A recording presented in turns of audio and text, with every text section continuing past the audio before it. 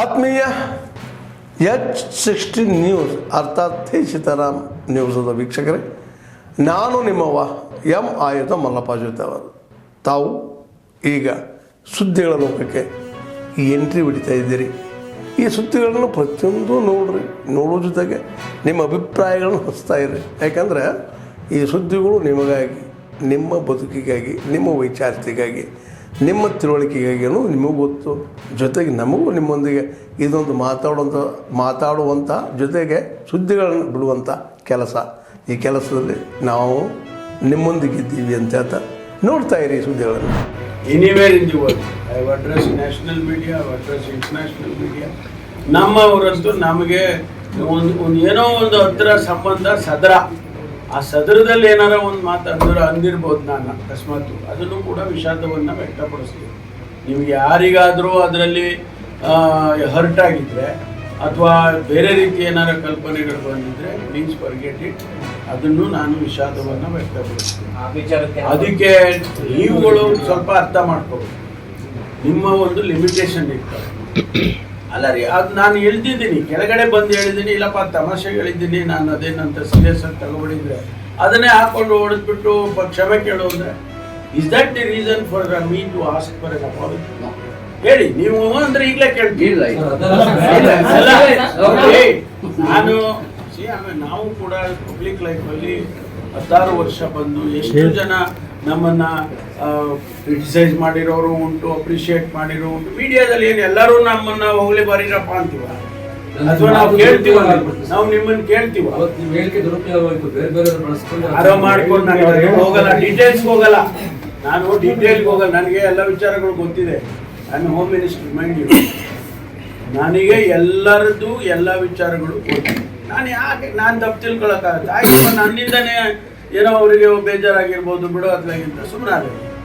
ನನಗೆ ನೀವು official letter ಬರೀತೀರಾ apology ಮಾಡ್ಕೋ ಅಂತ ಅಂದ್ರೆ ಆ ಮಟ್ಟಕ್ಕೆ ನಾನು ಇದ್ದೀನ? ಹೇಳಿ, ಇದ್ರೆ ಅದನ್ನು ಕೇಳ್ಬಿಡೋದು. ಪ್ಲೀಸ್ ಡೋಂಟ್ ಟ್ರೀಟ್ ಲೈಕ್ ಆ ಥರ ಹೋಗಬೇಡಿ. ಅಲ್ಲೇ ಬಿಟ್ಬಿಡ್ಬೇಕಾಗಿತ್ತು. ಕ್ಯಾಮ್ರಾಗಳೆಲ್ಲ ಈಗ ತುಮಕೂರು ಜಿಲ್ಲೆ ಪಾವಗಡ ತಾಲೂಕು ವಕೀಲರಾದ ಶ್ರೀಯುತ ಸುಧಾಕರ್ TH ರವರ ಮೇಲೆ ಹಲ್ಲೆಯನ್ನು ಖಂಡಿಸಿ ತಪ್ಪಿತಸ್ಥರ ವಿರುದ್ಧ ಶೀಘ್ರ ಕಾನೂನು ಕ್ರಮವನ್ನು ಕೈಗೊಂಡು ಹಾಗೂ ವಕೀಲರ ಕಾಯ್ದೆಯನ್ನು ಮತ್ತೊಂದು ಕಠಿಣಗೊಳಿಸಿ ಜಾರಿ ಮಾಡುವ ಬಗ್ಗೆ ಮೇಲ್ಕಂಡ ವಿಷಯಕ್ಕೆ ಸಂಬಂಧಿಸಿದಂತೆ ದಿನಾಂಕ 26/8/2025 ಪಾವಗಡ ವಕೀಲರ ಸಂಘದ ಸದಸ್ಯರಾದ ಶ್ರೀಯುತ ಸುಧಾಕರ್ TH ರವರ ಮೇಲೆ ಲೀಗಲ್ ನೋಟಿಸ್ ನೀಡಿದ್ದಕ್ಕೆ, ಅಂದರೆ ವಕೀಲ ವೃತ್ತಿಯನ್ನು ಮಾಡಿದ್ದಕ್ಕೆ ಅವರದೇ ಗ್ರಾಮದ ಗ್ರಾಮಸ್ಥರು ಅಕ್ರಮವಾಗಿ ಗುಂಪು ಕಟ್ಟಿಕೊಂಡು ಮಾರಣಾಂತಿಕವಾಗಿ ಹಲ್ಲೆ ಮಾಡಿರುವುದನ್ನ ನಾವು ಖಂಡಿಸುತ್ತೇವೆ. ಆದ್ದರಿಂದ ತಪ್ಪಿತಸ್ಥರ ವಿರುದ್ಧ ಶೀಘ್ರ ಕಾನೂನು ಕ್ರಮ ಕೈಗೊಳ್ಳುತ್ತಾ ವಕೀಲರ ಕಾಯ್ದೆಯನ್ನು ಮತ್ತಷ್ಟು ಕಠಿಣಗೊಳಿಸಿ ಜಾರಿ ಮಾಡಬೇಕೆಂದು ಈ ಮೂಲಕ ಸನ್ಮಾನ್ಯ HK ಪಾಟೀಲ್, ಮಾನ್ಯ ಕಾನೂನು ಮತ್ತು ಸಂಸದೀಯ ವ್ಯವಹಾರಗಳ ಸಚಿವರು ಹಾಗೂ ಈ ರಾಜ್ಯದ ಮುಖ್ಯಮಂತ್ರಿ ಸನ್ಮಾನ್ಯ ಶ್ರೀ ಸಿದ್ದರಾಮಯ್ಯ ಮುಖ್ಯಮಂತ್ರಿಗಳು, ಕರ್ನಾಟಕ ರಾಜ್ಯ ಸರ್ಕಾರ, ಇವರಿಗೆ ನಾವು ತುಮಕೂರು ಜಿಲ್ಲೆಯ ಜಿಲ್ಲಾಧಿಕಾರಿ ಮುಖಾಂತರವಾಗಿ ಒಂದು ಮನವಿ ಪತ್ರವನ್ನು ಸಲ್ಲಿಸುತ್ತಿದ್ದೇವೆ. ಮುಂದಿನ ದಿನಗಳಲ್ಲಿ ವಕೀಲರ ರಕ್ಷಣೆಯನ್ನ ಮಾಡತಕ್ಕಂಥದ್ದು ಸರ್ಕಾರದ ಆದ್ಯ ಕರ್ತವ್ಯ. ವಕೀಲರ ಕಾಯ್ದೆಯನ್ನು ತಂದು ಅದು ನಾಮಕಾವಸ್ಥೆಗೆ ಅನ್ನೋ ರೀತಿಯಲ್ಲಿ ಇವತ್ತು ಬಿಂಬವಾಗ್ತಿದೆ. ಮತ್ತಷ್ಟು ಈಗಿರುವ ಕಾಯ್ದೆಯನ್ನು ಮತ್ತಷ್ಟು ಕಠಿಣಗೊಳಿಸಿ ಅದನ್ನ ಜಾರಿ ಮಾಡಬೇಕು ಶೀಘ್ರವಾಗಿ ಅಂತೇಳಿ ಒತ್ತಾಯಪೂರ್ವಕವಾಗಿ ತುಮಕೂರು ಜಿಲ್ಲಾ ವಕೀಲರ ಸಂಘ ಒತ್ತಾಯ ಮಾಡುತ್ತದೆ. ಮಟ್ಟಿಕಲ್ ಸತೀಶ್ ಪೂಜಾರಿ ಅರೆಸ್ಟ್ ಆಗಿ ಇಂಟೆನ್ಷಿಯಲಿ ಮಾಡ್ತಿದೆ ಸರ್ಕಾರ ಅಂತ ಅಧಿಕಾರಿಗಳನ್ನು ಬಳಸ್ಕೊಂಡು. ಯಾರು ಹೇಳಿದಾರೆ? ಅಲ್ಲ, ಅವ್ನಿಗೆ ಬೇರೆ ಕೆಲಸ ಇಲ್ಲೇನ? ಅಲ್ಲ, ಫ್ಲೆಕ್ಸ್ ಹಾಕೋದು ಅಲ್ಲೇ ಬೇಕೇನ? ನಮ್ಮ ಮನೆ ಮುಂದೆ ಹಾಕಿ, ನಮ್ಮ ಮನೆ ಮುಂದೆ ಹಾಕುವ. ಹೋಗಿ ಅಲ್ಲಿ ಮುಸ್ಲಿಂ ಮನೆ ಮುಂದೆ ಹಾಕ್ಬೇಕಾ? ಬೇರೆ ಕೆಲಸ ಇಲ್ಲ. ಎಲ್ಲರ ಪಾಪ ಒಬ್ಬರು ಮುಸ್ಲಿಂ ಎಲ್ಲರ ಇದ್ದಿದ್ರೆ ಅದನ್ನು ದೊಡ್ಡ ರಂಪ ರಾಡಿ ಮಾಡ್ತಿದ್ರಪ್ಪ. ಯಾರು ಒಬ್ಬರ ಮುಸ್ಲಿಮ್ಸು ಅಲ್ಲಿ ಒಬ್ಬರು ಇಲ್ಲ. ಇವ್ರು ಕಾಯ್ತಿದಾರೆ ಅಲ್ಲಿ ಮುಸ್ಲಿಮ್ಸ್ ಬರಲಿ ಅಂತಂದು. ಇದು ಬೇಕಾ? ಬನ್ನಿ ನಮ್ಮ ಪಾರ್ಕಿಗೆ ಹಾಕಿ, ಅಲ್ಲಿ ಈ ಕಡೆ ಹಾಕಿ. ಹಾಂ ಅಲ್ಲ, ನೀನು ಹೇಳಪ್ಪ. ಮಟ್ಟಿಕಲ್ಲೆಲ್ಲ ಹಾಕಿದ್ರು ಸರ್ ಅವರು. ಮಟ್ಟಿಕಲ್ ಅಂದ್ರೆ ನೀನು ನೋಡಿಯ? ಮಟ್ಟಿಕಲ್ ಎಲ್ಲೈತಿ? ಮಟ್ಟಿಕಲ್ ಎಲ್ಲೈತಿ ನೋಡಿಯ? ಅಲ್ಲಿ ಇಬ್ರು ಅದಾರ, ಅಲ್ಲಿ ಇಬ್ರು ಅದಾರ. ಅಲ್ಲ ಎಲ್ಲ ಕಡೆಗೂ ಅದು ಇವನು ಯಾಕೆ ಹೋಗ್ಬೇಕು, ಇವನು ಯಾವ ಏರಿಯಾದನು, ಇವನು ಯಾವ ಏರಿಯಾದನಪ್ಪ? ಹ್ಞೂ ಅದು ಆ ಮುಸ್ಲಿಂ ಹಬ್ಬದ ದಿವಸನೇ ಗಣಪನ ಬಿಡ್ಬೇಕಾ? ಅವ್ರ ಮಸೀದಿ ಮಗ್ಳಾಗ ಗಣಪನ ಇಡ್ಬೇಕಾ?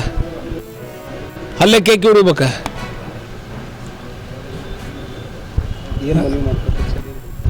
ಮನವಿ ಮಾಡ್ಕೊಳ್ಳೋದಿಲ್ಲ, ಒಳಗೆ ಹಾಕಿಸ್ತಾನೆ ಅಷ್ಟೇ. ತಣ್ಣಗೆ ನೆಮ್ಮದಿಯಾಗಿರ್ಬೇಕು. ಎಲ್ಲರ ಕಾಲು ಕೆರೆದು ಜಗಳ ಮಾಡಿದರೆ ಸುಮ್ಮನೆ ಇರಲ್ಲ. ಮುಸ್ಲಿಂ ಆಗಲಿ ಹಿಂದೂಗಳಾಗಲಿ ಒಬ್ರಿಗೊಬ್ರು ಅಣ್ಣ ತಮ್ಮದಂತ ಜೀವನ ಮಾಡ್ತಿದಾರೆ, ಬಾಳೆ ಮಾಡ್ತಿದಾರೆ, ದಿನನಿತ್ಯ ಮಕ್ಕ ನೋಡ್ತಿದಾರೆ. ಅದನ್ನು ಹಾಳು ಮಾಡೋದು ಬೇಡ. ಏನು 94ರಿಂದ ಅದನ್ನು ನಾವು ನೋಡೋದು ಬೇಡ, ಮತ್ತು ಮರು ಕಲ್ಪಿಸ್ಬಾರ್ದು. ಆ ರೀತಿ ನಾವು ಏನದಾರಲ್ಲ ಎಲ್ಲರೂ ಸೇರಿ ಅನ್ಯೋನ್ಯವಾಗಿ ಮಾಡ್ಕೊಂಡು ಹೋಗಾರ. ಯಾಕೆ ಬೇಕು ಇವು? ಇದ್ರಾಗಿಂದ ರಾಜಕೀಯ ಬೇಳೆ ಬೇಯಿಸ್ಕೊಳ್ಳೋದು ಬೇಡ.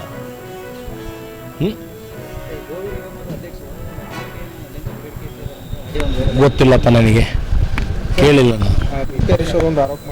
ಏನು SIT ಬೇಡ, NIA ಕೊಡ್ಬೇಕನ್ನುವಂಥ ಒತ್ತಾಯ. ಅದೇ ಮೊದಲು SIT ವೆಲ್ಕಮ್ ಅವರೇ ಮಾಡಿದ್ದು, ಈಗ SIT ಬೇಡ NIA ಕೊಡ್ಬೇಕು. ಏನು ರೀಸನ್ ಏನಂತ ರೀಸನ್ ಅವ್ರಿಗೆ ಗೊತ್ತಿದೆ. SIT ಅವ್ರ ತನಿಖೆ ಸರಿ ಆಗ್ತಾ ಇದೆ. ಆಯ್ತು ರೀ. ಫಸ್ಟು ಈಗ ನಾವು ಮಾಡಿರ್ತಕ್ಕಂಥ ತನಿಖೆಯಲ್ಲಿ ಲೋಪದೋಷಗಳಿದೆ ಅಂತ ಇವ್ರಿಗೆ ಹೆಂಗೆ ಗುರ್ತು? ಇನ್ನು SIT ತನಿಖೆನೇ ಮುಗ್ದಿಲ್ಲಲ್ಲ. SIT ತನಿಖೆನೇ ಮುಗ್ದಿಲ್ಲ, ಸಂಪೂರ್ಣ ವರದಿನೇ ಬಂದಿಲ್ಲ. ಇವ್ರು ಅದಕ್ಕಿಂತ ಮುಂಚೆ ಹೇಳ್ಬಿಡ್ತಾರ ಇವ್ರಿಗೆ ಎಲ್ಲಿಂದ ಮಾಹಿತಿ ಇದೆ ಅಂತ, ಸರಿಯಾಗಿಲ್ಲ ಅಂತೇಳಿ. ಸರಿಯಾಗಿಲ್ಲ ಅಂತ ಇವ್ರ ಹತ್ರ ಮಾಹಿತಿ ಇದ್ರೆ ಕೊಡಬೇಕಲ್ಲ ಸರ್ಕಾರಕ್ಕೆ, ಅಥವಾ ಬಹಿರಂಗ ಪಡಿಸ್ಬೇಕಲ್ಲ. ಸರಿಯಾಗಿಲ್ಲ ಅವ್ರು ಏನಾರ್ಥ ಇವ್ರ ಹತ್ರ ಸಪ್ರೇಟ್ ಮಾಹಿತಿ ಇದೆ ಅಂತ JDSನವರು BJP ಅವರಿಗೆ? ಸುಮ್ಮನೆ ಏನೋ ಈಗ ನಡಿಬೇಕಲ್ಲ. ಮತ್ತೆ ಈಗ ಏನು ನಡೀಲ್ಲ ನನಗೆ ಏನೋ ಒಂದು ಕಾಂಟ್ರವರ್ಸಿ ಬೇಕು ಅವರಿಗೆ, ಮತ್ತು ಇದೇ ಕಾಂಟ್ರವರ್ಸಿ. ಈಗ ವೋಟರ್ ಲಿಸ್ಟ್ ವಿರುದ್ಧ ಮಾಡೋದು ಬೇಡ ಅಂತ ಸ್ಟ್ರೈಕು JDSನವರು BJP ಅವರಿಗೆ. ವೋಟರ್ ಲಿಸ್ಟ್ ಇಶ್ಯೂ ಇಲ್ಲ ಈ ದೇಶದಲ್ಲಿ. ಒಂದೇ ಮನೆಗೆ 1000 ಓಟ್ ಇದಾವೆ ಬಿಹಾರ್ನಲ್ಲಿ. 10 ಮನೆಯಲ್ಲಿ 1000 ಓಟ್ ಇದಾವೆ. ಇದು ಏನು ಮಾಡ್ಬೇಕಂತಿದ್ದು? ಈಗ ಇದು ಓಟ್ ಕಳ್ತನ ಆಗಿರ್ತಕ್ಕಂಥದ್ದು ಜನಕ್ಕೆ ಮುಟ್ಟಬಾರ್ದು ಅನ್ನೋಕೆ ಇದೊಂದು ಪ್ರಯತ್ನ ಮಾಡ್ತಾ ಇರ್ತಾರೆ ಅಷ್ಟೇ. ಕಾಲಿಂಗ್ ಅಟೆನ್ಷನ್ ಡೈವರ್ಷನ್ ಮಾಡ್ತಾರಲ್ಲ, ಅದಕ್ಕೆ ಈ ಪ್ರಯತ್ನ ಅಷ್ಟೇ, ಏನಿಲ್ಲ. ಸರ್, ಉಪರಾಷ್ಟ್ರಪತಿ ಫಸ್ಟ್ದು ಉಪರಾಷ್ಟ್ರಪತಿಯವರು ಯಾಕೆ ರಾಜೀನಾಮೆ ಕೊಟ್ಟರು, ರೀಸನ್ ಏನು? ಅದಕ್ಕೆ ಇರ್ತಕ್ಕಂಥದ್ದು ಇವತ್ತು ಎಲ್ಲ ಇನ್ಸ್ಟಿಟ್ಯೂಷನಲೈಸ್ ಇರ್ತಕ್ಕಂಥ ಹುದ್ದೆಗಳನ್ನ BJP ಅವರು ಕಮರ್ಷಿಯಲೈಸ್ ಮಾಡ್ಕೊಂಡ್ಬಿಟ್ಟಿದ್ರು. ಅವರಿಗೆ ಸ್ವಂತ ಯೂಸ್ ಮಾಡ್ಕೊಳ್ಳಿಕ್ಕೆ ಇರ್ತಕ್ಕಂಥದ್ದು ಸುಪ್ರೀಂ ಕೋರ್ಟ್ ಹಲವಾರು ಸಲ ಈ ರೀತಿ ಹೇಳಿದೆ. ಗವರ್ನರ್ಗಳು ಅದೇ ರೀತಿ ಮಾಡ್ತಾ ಇದ್ದಾರೆ. ಇವತ್ತು ಉಪರಾಷ್ಟ್ರಪತಿಯವರು ಏನು ದೇಶದ ಸಂವಿಧಾನದಲ್ಲಿ ಏನು ಅವ್ರಿಗೆ ರಾಜೀನಾಮೆ ಕೊಡೋ ಕಾರಣ ಏನು? ಬರೀ ಅವ್ರ ಹೆಲ್ತ್ ಇಶ್ಯೂಸ್ ಅಲ್ಲ, ರಾಜೀನಾಮೆ ಇರ್ತಕ್ಕಂಥ ಕಾರಣ ನಿಮಗೆಲ್ಲರಿಗೂ ಗುರ್ತಿದೆ. ಕಾರಣ ನಿಮಗೆ ಗೊತ್ತಿಲ್ಲ ಇದಕ್ಕಿದೆ ಅಂತ ಹೇಳಿ. ಸೊ ಅಲ್ಲಿ ಏನಿರ್ತಕ್ಕಂಥ ಜಡ್ಜ್ ಮೇಲೆ ಏನಾದರೂ ಎನ್ಕ್ವೈರಿ ಆಗ್ಬೇಕು ಅನ್ನೋದಕ್ಕೆ ಒಂದು ಪಾಸ್ ಮಾಡೋದಕ್ಕೆ ಅವರಿಗೆ ರಾತ್ರಿ ಒತ್ತಡವನ್ನು ತಂದು ಅವರಿಗೆ ರಾಜೀನಾಮೆ ಕೊಡಿಸಿದ್ದಾರೆ. ಇಡೀ ಜಗತ್ ಜಾಹೀರಾತು, ಅದರ ಬಗ್ಗೆ ಇಲ್ಲಿ ಚರ್ಚೆ ಆಗೋದಿಲ್ಲ. ಸೊ ಹಂಗಾಗಿ ಇವತ್ತು ಕಾಂಗ್ರೆಸ್ ಪಾರ್ಟಿ ಇವತ್ತು ಸಂವಿಧಾನ ಉಳಿಬೇಕು, ಸಂವಿಧಾನ ಹುದ್ದೆಗಳಿಗೆ ಏನಿರ್ತಕ್ಕಂಥ ಒತ್ತಡಗಳು ಇರಬಾರ್ದು, ರಾಜಕೀಯ ಒತ್ತಡಗಳು ಇರಬಾರ್ದು ಅನ್ನೋದಕ್ಕೆ ನಾವು ಒಂದು ಕ್ಯಾಂಡಿಡೇಟ್ನ ಮಾಡ್ತಾ ಇದ್ದೇವೆ ಸಮರ್ಪಕವಾಗಿ.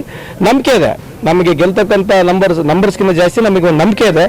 ಸಂವಿಧಾನ ಮೂಲದಲ್ಲಿ ಇರ್ತಕ್ಕಂಥ ಯಾರು ನಂಬಿಕೆ ಇದೆ. ಈವನ್ ಅಲಯನ್ಸ್ ಪಾರ್ಟಿ ಅವ್ರದ್ದೇನು ಫುಲ್ ಮೆಜಾರಿಟಿ ಇಲ್ಲ, ಅವ್ರದ್ದೇನು ಫುಲ್ ಅಲಯನ್ಸ್ ಇಲ್ಲ, ಅವ್ರದ್ದೇನು ಫುಲ್ ಮೆಜಾರಿಟಿ ಇಲ್ಲ. ಸೊ ಅವಕಾಶ ಇದೆ ನಮಗೆ. ಗೊತ್ತಿಲ್ಲ, ನಾವು ಇದೆಲ್ಲ ಸಾರ್ವಜನಿಕವಾಗಿ ಕಳೆದ 11 ವರ್ಷದಿಂದ ಏನು ಲೂಟಿ ಹೊಡೆದ ಇಡೀ ದೇಶದ್ದು. ಇಲೆಕ್ಷನ್ಗಳೆಲ್ಲ ಕಳ್ತನ ಮಾಡಿದ್ದಾರೆ. ರಿಸರ್ವ್ ಬ್ಯಾಂಕ್ನಾಗಿರ್ತಕ್ಕಂಥ ನೋಟುಗಳು ಕಳ್ತನ ಆಗಿ ಹೋಗಿದ್ದಾವೆ. ರೈತರು ಸಾಲದಲ್ಲಿ ಮುಳುಗಿಬಿಟ್ಟಿದ್ದಾರೆ. ಇವರು ಉದ್ಯಮಿದಾರರಿಗೆ ಸಾಲ ಮನ್ನಾ ಮಾಡಿರ್ತಕ್ಕಂಥ ಸರ್ಕಾರಗಳು. ಡಿಮಾನಿಟೈಸೇಷನ್ ಬಗ್ಗೆ ಇವತ್ತು ಚರ್ಚೆ ಮಾಡೋಕೆ 100 ಇದಾವೆ, ಅದೆಲ್ಲ ಬೇಡ. ಸದ್ಯಕ್ಕೆ ಈಗ ಇರ್ತಕ್ಕಂಥದ್ದು ಏನಿದೆ ವಿಷಯ ನೀವು ಕೇಳಿರ್ತಕ್ಕಂಥದ್ದಕ್ಕೆ ಖಂಡಿತವಾಗ್ಲೂ ನಮಗೆ ನಂಬಿಕೆ ಇದೆ.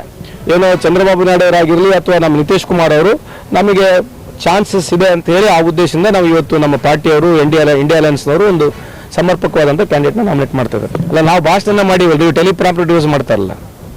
ಟೆಲಿಪ್ರಾಂಪ್ಟರ್ ಬೆಟ್ರಾ ಭಾಷಣ ಬೆಟ್ರಾ? ಆಮೇಲೆ ಇವ್ರು ಬಿಹಾರ್ನ ಏನು ಭಾಷಣ ಮಾಡಿದಾರಂತೆ ಇಲ್ಲಿವರೆಗೆ? ಸಿಂಧೂರು ಖೂನು ಹೋಗ್ಬಿಡ್ತಾರೆ. ಸಿಂಧೂರು ಖೂನು ಈಗೇನು ಬೇರೆ ಡೈಲಾಗ್ಗಳೇನು? ಯಾರು ಅಗಲಾಲ ಪಾಕಿಸ್ತಾನ ವಿರುದ್ಧ ಚೈನಾ ಮಾಲ್ ತಗೋಬೇಡ್ರಿ ಅಂತ ಹೇಳ್ತಾ ಇದ್ರು. 7 ವರ್ಷದಿಂದ ಚೈನಾ ವಿರುದ್ಧ ಮಾತಾಡಿ ಇವತ್ತು ಚೈನಾ ಜೊತೆ ಮೇಲಾಪ ಮಾಡ್ತಾ ಇದ್ದಾರೆ. China is the only country which has supported Pakistan for against war. ಎಲ್ಲರಿಗೂ ಗುರ್ತಿದೆ. ಚೈನೀಸ್ ಮಿಸೈಲೇ ಬಂದು ನಮಗೆ ರಫೇಲ್ಗೆ ಹೊಡೆದಿರ್ತಕ್ಕಂಥದ್ದು ಇಡೀ ಪ್ರಪಂಚಕ್ಕೆ ಗುರ್ತಿದೆ. ಇದ್ರ ಬಗ್ಗೆ ಡೌಟ್ ಇದೆಯಾ? ಇವ್ರಿಗೆ ಏನು ಬೇಕಾದ್ರೆ ಯಾವಾಗ ಬೇಕಿದವಾಗ ಮಾತಾಡೋದು, ಯಾವಾಗ ಬೇಕಿದವಾಗ ಅಲಯನ್ಸ್ಗಳು ಮಾಡ್ಕೊಳ್ಳೋದು, ಅದನ್ನ ಟಿವಿಯಾಗ ಬೆಳಗ್ಗೆ ಸಾಯಂಕಾಲ ತೋರಿಸೋದು. ಟ್ರಂಪ್ ಜೊತೆ ಹೋದ್ರೆ ಟ್ರಂಪ್ ಏನು ಮೋದಿಯನ್ನ ಇಡೀ ದೇಶ ನೋಡಿದಿರ್ತಾ ಇದೆ ಅಂತ ಮೊದಲು ಹೇಳ್ತಾ ಇದ್ರು. ಇವತ್ತು ಉಲ್ಟಾ ಇದೆ. ಜಿಂಗ್ಪಿಂಗಿಗೆ ಮೋದಿ ಅವ್ರಿಗೆ ನೋಡಿ ಇಡೀ ಪ್ರಪಂಚ ಎದುರ್ತಾ ಇದೆ ಅಂತ ಇದೇ ಡೈಲಿ ಹೆಡ್ಲೈನ್ಸ್ಗಳು ಮಾಡೋದು ಬಿಟ್ಟರೆ ಬೇರೆ ದೇಶದ ಏನಿದೆ? ಏನು ಹೇಳಿದೆ ಹೇಳ್ರಿ? ಚೈನಾಲಿಂದ ನಾವು ಎಷ್ಟು ಇಂಪೋರ್ಟ್ ಮಾಡ್ತಿದ್ವಿ ಇದ್ರ ಬಗ್ಗೆ ಚರ್ಚೆ ಮಾಡ್ತಾರಾ? ಮೇಕ್ ಇನ್ ಇಂಡಿಯಾ ಅಂತ ಮಾತನಾಡಿದ್ರು, ಎಷ್ಟು ಎಕ್ಸ್ಪೋರ್ಟ್ ಮಾಡ್ತಾರೆ ಅದ್ರ ಬಗ್ಗೆ ಚರ್ಚೆ ಮಾಡ್ತಾರಾ? ಸುಮ್ಮನೆ ಪಿಕ್ಚರ್ ಓಡಿಸ್ಬೇಕು. ಏನೋ ಬೆಳಗ್ಗಿನ ಸಾಯಂಕಾಲ ಅವ್ರ ಪರವಾಗಿ ತೋರಿಸೋದ್ಬಿಟ್ಟು ಈ ದೇಶದಲ್ಲಿ ಏನು ಉಳಿದಿಲ್ಲ. ಈ ದೇಶ ಅಧಿಗತ ಹೋಗಿದೆ. ದೇಶ ಗಾಳಿ ನೀವು ಮುಂದೆ ಬರಲಿ, ಯಾರನ್ನ ಒಂದು ಸಮರ್ಪಕವಾಗಿ ಚರ್ಚೆ ಮಾಡಂಗಿದ್ರೆ ಮೀಡಿಯಾದವ್ರಿಗೆ ಕೊಡಲಿ ಒಂದು ಅವಕಾಶ. ದಯಮಾಡಿ ಬಿಜೆಪಿಯ ಮುಖಂಡರಿಗೆ ಮನವಿ ಮಾಡ್ಕೊಳ್ಳೋದು, ನೀವು ಮೀಡಿಯಾದವ್ರಿಗೆ ಒಂದು ತಿಂಗಳ ಫ್ರೀ ಬಿಡ್ರಿ, ನಿಮ್ಮ ಬಯಲು ಬಣ್ಣ ಇಡೀ ದೇಶಕ್ಕೆ ಗೊತ್ತಾಗತ್ತೆ. ಆದ್ಮೇಲೆ ಎಲ್ಲ ಸುದ್ದಿಗಳನ್ನು ನೋಡಿದ್ರಲ್ಲ, ಏನು ಅನಿಸ್ತು ನಿಮಗೆ? ಇದರಲ್ಲೇ ನಿಮ್ಗೆ ಲೈಕ್ ಆಗಿರ್ಬೋದು, ಡಿಸ್ಲೈಕು ಆಗಿರ್ಬೋದು, ಕಾಮೆಂಟ್ ಬೇಡಪ್ಪ ಅಂತೂ ಅನಿಸಿರ್ಬೋದು, ಕಾಮೆಂಟ್ ಮಾಡಬೇಕಪ್ಪ ಅನಿಸ್ಬೋದು, ಶೇರ್ ಮಾಡಬಾರ್ದಪ್ಪ ಅನಿಸಿರ್ಬೋದು, ಅದು ಮಾಡಬೇಕು ಅನಿಸಿರ್ಬೋದು. ಏನಾದರೂ ಆಗಲಿ ಶೇರ್ ಮಾಡ್ತಾಯಿರ್ರಿ, ಈ ನ್ಯೂಸ್ಗಳನ್ನ ಹಂಚ್ತಾ ಇರಿ, ಜೊತೆಗೆ ಇದಕ್ಕೆ ಸಬ್ಸ್ಕ್ರೈಬ್ ಆಗ್ತಾಯಿರಿ ಅಂತ ಹೇಳ್ತಾ H16 ನ್ಯೂಸ್ ಅರ್ಥಾತ್ ಹೇ ಸೀತಾರಾಮ್, ಇದು ಸತ್ಯದ ಕೈಗೆ ನಡಿ. ವಂದನೆಗಳು.